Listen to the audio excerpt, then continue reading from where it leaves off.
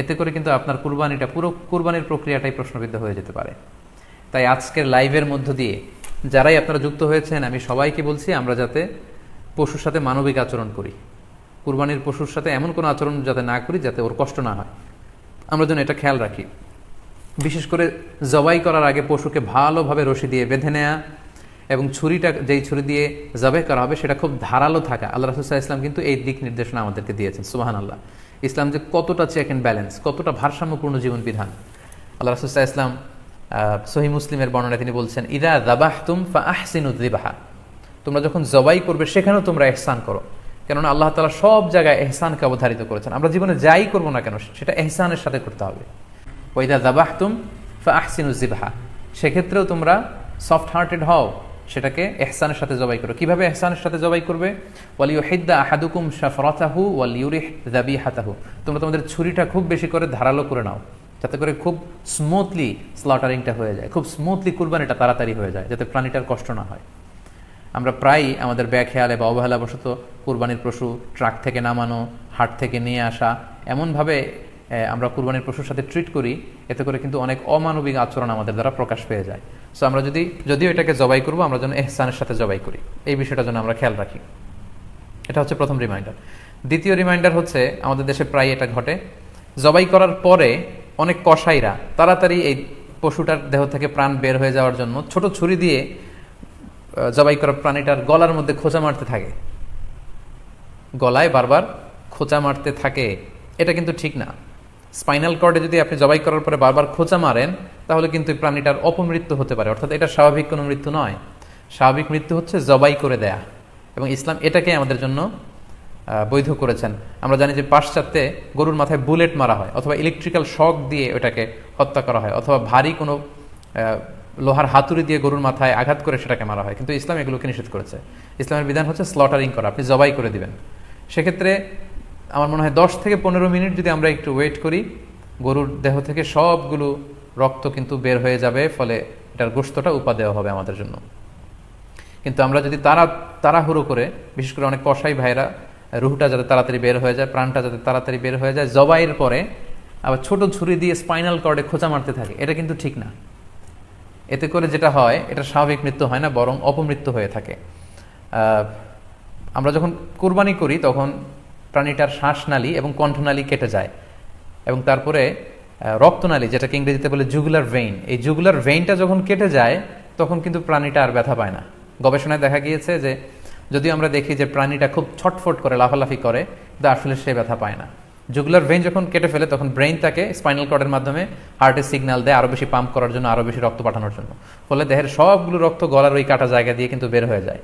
কিন্তু ওই মুহূর্তে আপনি যখন ছোট ছুরি নিয়ে এটা স্পাইনাল কর্ডে খোঁচাখুচি করতে শুরু করেন, তখন কিন্তু এটার অপমৃত্যু ঘটে, এটা স্ট্রোক হতে পারে, এটা হার্ট অ্যাটাক করে মারা যেতে পারে। তাহলে সেটা কিন্তু স্বাভাবিকভাবে জবাইয়ের মধ্যে দিয়ে মৃত্যুবরণ করলো না, বরং হার্ট অ্যাটাক করে বা স্ট্রোক করে সেটা মারা গেল। তখন কিন্তু আপনার কুরবানিটা প্রশ্নবিদ্ধ হয়ে যেতে পারে। তো এই জন্য আমি সকলের কাছে অনুরোধ করব, আপনারা তাড়াহুড়ো না করে 10 থেকে 15 মিনিট একটু ওয়েট করেন, জবাইয়ের পরে এটাকে স্বাভাবিকভাবে, ন্যাচারালি, প্রাকৃতিকভাবে এটা রুহটা বের হতে দিন। তা না হলে আমাদের কুরবানি কিন্তু প্রশ্নবিদ্ধ হয়ে যেতে পারে। কোরবানির পশুকে কোন দিকে শোয়াতে হবে? এর উত্তর হলো যে কেবলার দিকে পা দিয়ে শোয়াতে হবে এবং পশুর বাম কাঁধে তাকে ফেলতে হবে, শোয়াতে হবে। এর মাধ্যমে জবাই করাটা সহজ হয়, সুবিধাজনক হয়, কিন্তু এটি আবশ্যক নয়। অন্য কোনো দিকে যদি আপনি ফিরিয়ে জবাই করেছেন বা জবাই করতে গিয়ে অন্য কোনো দিক ফিরে গেছে এবং সেদিকে জবাই হয়ে গেছে, তাতেও জবাই বিশুদ্ধ হয়ে যাবে, কোরবানি বিশুদ্ধ হয়ে যাবে, টেনশনের কোনো কারণ নেই। তবে কেবলার দিকে পাও দিয়ে এবং পশুর বাম কাঁধে ফেলে যদি জবাই করা হয়, সেটা অধিকতর উত্তম, জবাই করার সুবিধা হয় সেজন্য। আর এর পাশাপাশি জবাই করার ক্ষেত্রে কয়েকটা বিষয় খেয়াল করতে হবে। প্রথমত, চাকু খুব ভালো করে ধার দিয়ে নিতে হবে।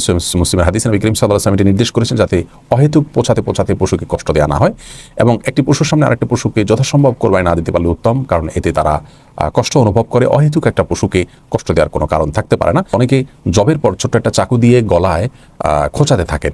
এভাবে যদি খোঁচানো হয় তাহলে অনেক ক্ষেত্রে কোরবানির পশুর গোশত খাওয়াটাই হারাম হয়ে যেতে পারে, জবেটাই অশুদ্ধ হয়ে যেতে পারে। এই জন্য জবের পর স্বাভাবিকভাবে তার প্রাণ বের হওয়া পর্যন্ত অপেক্ষা করবেন, কোনো চাকু দিয়ে খোঁচানো যাবে না। অনেকে পশু সম্পূর্ণ নিস্তেজ হওয়ার আগে তার চামড়া ছেলা শুরু করেন, অনেকে রক কাটা শুরু করেন, এই কাজগুলো অনুচিত কাজ। পশুর প্রতি অকারণে অমানবিক হওয়া যাবে না। আল্লাহ তাআলা আমাদের জন্য পশুর গোশতকে হালাল করেছেন, এর মানে এই নয় যে আমরা যাচ্ছে তা তাদের প্রতি আচরণ করব। আল্লাহ তাআলা আমাদেরকে নিজের পশু নিজে শুদ্ধভাবে সুন্দররূপে কোরবানি করার তৌফিক দান করুন। পশুর সাথে যে সমস্ত অমানবিক আচরণ করা হয়ে থাকে সেগুলো প্রসঙ্গে শুধু কোরবানির পশুই নয়, সাধারণ অবস্থায় আমরা দেখি পশু পরিবহন করার সময়, পশু বাজারজাত করার সময়, পশু জবাই করার সময়, এমনকি জবাই করার পরপরও পশুর সাথে অমানবিক আচরণ করা হয়। পশুর সাথে যদি মানুষরা পশুসুলভ আচরণ করে তাহলে সেক্ষেত্রে সেটিও কিন্তু গুনাহের কারণ। সহিহ মুসলিমের হাদিসে বর্ণিত হয়েছে, রাসূল করিম সাল্লাল্লাহু আলাইহি ওয়াসাল্লাম ইরশাদ করেছেন, ইন্নাল্লাহা কাতাবাল ইহসানা আলা কুল্লি শাই। নিশ্চয়ই আল্লাহ সুবহানাহু ওয়া তাআলা প্রত্যেকটা প্রাণীর প্রতি দয়া করার জন্য তোমাদের জন্য উপরে আবশ্যক করে দিয়েছেন। ফাইদা কাতালতুম ফাহসিনুল কিতলাতা ওয়া ইযা যাবাহতুম ফাহসিনুদ যিবহাতা। অতএব তোমরা যদি কোনো মানুষকে হত্যা করতে হয়, বিচারিকভাবে কারো মৃত্যুদণ্ড হলো অথবা যুদ্ধের ময়দানে কাউকে হত্যা করতে হলো, তখনও তার প্রতি তোমরা অমানবিক আচরণ করবে না। আর যখন কোনো পশু জবাই করতে হবে তাকেও বিনা প্রয়োজনে তোমরা অতিরিক্ত কষ্ট দিবে না, যত কম কষ্ট দিয়ে সম্ভব জবাই করবে। এবং সেজন্য তিনি এই হাদিসের পরবর্তী অংশে বলেছেন, তোমরা ছুরি বা চাকুকে ভালো করে ধার দিয়ে নিবে যাতে করে যথাসম্ভব কম কষ্ট দিয়ে তাকে দ্রুত জবাই করা যায়। তো পশুগুলোর চোখ থেকে অঝোর ধারায় পানি পড়তে থাকে। আবার সেগুলোকে বাজারজাত করার সময় বিভিন্ন রকমের ট্যাবলেট অথবা তার আগে অনেক ট্যাবলেট বা ইনজেকশন তাদেরকে খাওয়ানো হয়, পান করানো হয়, প্রয়োগ করা হয়, যেগুলো তাদের স্বাস্থ্যের জন্য অত্যন্ত ক্ষতিকর, তাদের কষ্টের কারণ। এবং অনেক সময় ছাগল ইত্যাদিকে জোর করে পাইপ দিয়ে পানি পান করিয়ে তাদের পেটকে ফুলানো হয়। কোনো কোনো ক্ষেত্রে সেটা এত বেশি পরিমাণে করা হয় যে অনবরত সে পেশাব করতে থাকে। এ ধরনের অনেক অমানবিক আচরণ বাজারজাত করার সময় করা হয়ে থাকে। এমনকি ছাগল বাজারে যখন উঠানো হয় তখন এত টাইট করে বাঁধা হয় যে কোনোভাবে সে বসতে পারে না, সকাল থেকে রাত পর্যন্ত এভাবে দাঁড় করিয়ে রাখা হয়। প্রিয় দর্শক, এই আচরণগুলো সম্পূর্ণরূপে জঘন্য এবং গুনাহের কাজ।